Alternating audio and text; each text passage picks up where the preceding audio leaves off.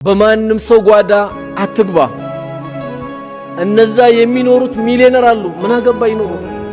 እዛች ጋር ደግሞ በጣም አስገራሚ ከቦቆሎ ያላለፉና ደግሞ ከሽምብራ ያላለፉ አሉ። በቃ አይመለከትም። ከቻልክ ይደርዳቸው፣ ካልቻልክ ሌላ ነገር ውስጥ አትግባ። እዛ ጋር ደግሞ ምስኪን ሲሆኑ አላህ ጠልቷቸው አይደለም። እዛ ጋር በጣም ሚሊዮነር ሲሆኑ ደግሞ አላህ ወዷቸው እንዳይመስላችሁ። ሁለቱም የጥላቻና የውዴታ ግዴታ አይደለም። ያቱም አንዳንዶቻችን ምን እንሳሳታለን። እንትና እኮ አላህ ወደዳቸው፣ አዘነበባቸው፣ ለቀቀባቸው አይደለም እንለው። ለቀቀባቸው አንተ ማሻአላህ ትላለህ።